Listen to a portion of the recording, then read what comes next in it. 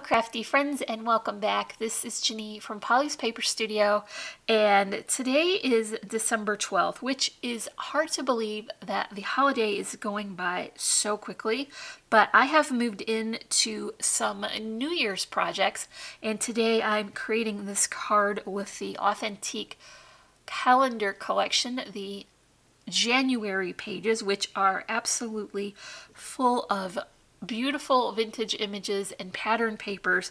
And the fun part is I can still use many of my Christmas card making supplies to embellish this card.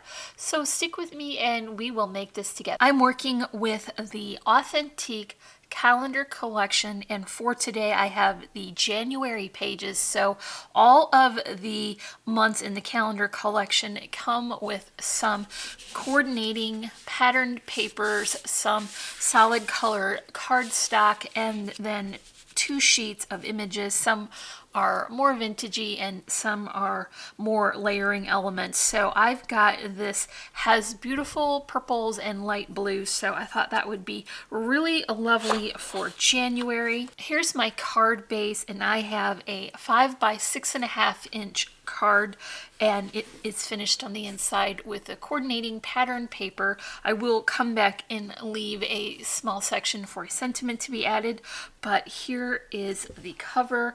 I'm going to use a double layer of matting. I've got the collection blue, but I'm also bringing in this very light lavender color, and I'll just use my regular 1/8 of an inch border for that. And the pattern paper is of course the plaid, because that's always going to be my favorite.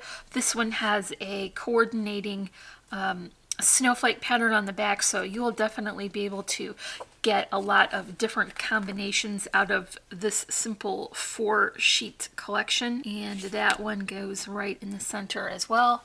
So now we have our double layer of matting with the pattern paper. And then I'll just bring that card base back in and add this right to the top. My second layer is going to be on foam spacers so that I can begin to build that dimension. So once again, I have that lavender and then blue, so that's my double matting continued to the second layers. I have a piece that was on the back side of the vintage images, so there are 6 companion patterns that will go with the collection, and if you like to mix and match, then you're going to get lots more variety there if you don't choose to use the vintage images. But for me, these are sometimes a little bit large for cards, so I'm happy to have that B-side. For this card, I put on some faux snow on the top and allow that to set up completely so it's nice and solid, and that just gives that nice frosty effect. So I'm going to add this with the double-sided adhesive tape and then come back in with a second layer of adhesive, which is the Tombow Mono Multi. I'll just lay in second layer and then attach this to the card right in the center.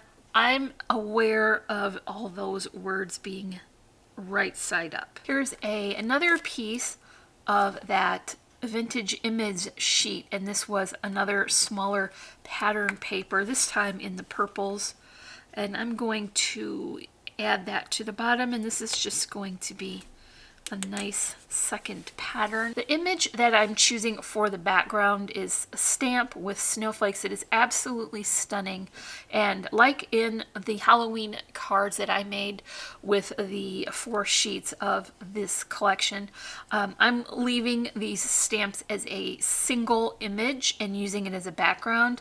If you want to check out those Halloween cards, I will link that in the description, and you can check out how I made 10 cards from 4 sheets of paper. Now I'm going to add this right of center and higher than middle, because I'm leaving room for the next layers. Here is a tag. This is another image from that cut apart sheet. I punched that hole and added a metal eyelet and a little bit of waxed twine so that I can be sure that's not going to fray. I'm going to situate this so that it hangs over a bit and becomes an extra element outside of this center section. And here's the image. So that was part of that image sheet as well, and I fussy cut these guys out. I left a really small border around so that it had the look of an ephemera piece rather than a fussy cut journal card, and I popped all of that up on spacers as well. So we're still continuing to add dimension with all of these layers, and I think that is a very sweet snowman. Here in Michigan, we decorate with snowmen all winter long. It doesn't have to be for Christmas because it stays wintry for many more months to come. Here is my sentiment, and this was part of that cut apart sheet as well. I clipped this out with a stitched edge banner die so that it would have that nice fishtail banner shape. And I'm just adding this to the bottom here. Not too high because I want to leave room for my flower arrangement. It's nice that this pattern on the bottom has a geometric, so it's easy to get that lined up evenly. Here's my flower arrangement.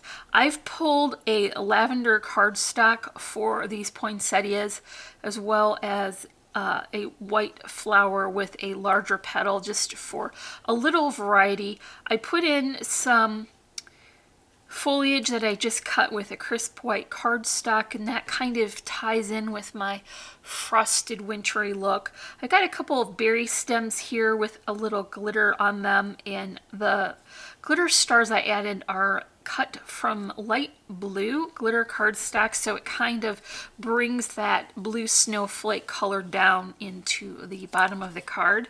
So you can see when I add that here, it's not going to cover up too much of those words or too much of the image. I've pulled some metal charms from my stash. These are from the Funky Junky Boutique, and I've just tied them together because I know that this is the spacing that I want, and I don't want to have to worry about trying to get those strings into adhesive without having it just set the way I like. So I'm going to place those where I want them to fall. And when I add that with my hot glue, it will be sandwiched between the paper and the floral arrangement. Just tacking that on with the hot glue. I'll take that excess trim off now so that I don't have to try and cut around the flowers. And here is the positioning of my flowers, and you can see now that the charms will hang just at the right level so that they will be seen underneath the arrangement. I'm going to angle that so that I can get all of the words on that banner shape showing easily, and press that in very well so that that glue can set up and hold that in place. So last but not least, I have a pretty little bow here, and this is tied with stitched satin ribbon. I got that from Really Reasonable Ribbon, and I'm just going to add that to my top corner and just press that in and hold it while the glue sets up. That is all for my Happy New Year greeting card created with the Authentique calendar collection, the January pages, and some handcrafted flowers and beautiful embellishment. If you look in the description below, you will find links to Authentique paper for this gorgeous collection, as well as for Really Reasonable Ribbon and the Funky Junky Boutique. I'll have links there as well for our social media handles, so you can check us out on Facebook and Instagram, and our blog and Etsy shop. If you enjoyed this video, make sure you leave me a comment and give me a thumbs up. And if you're not already, I would love for you to subscribe. As always, I'm wishing you a happy and productive day, and I thank you so much for watching. Bye.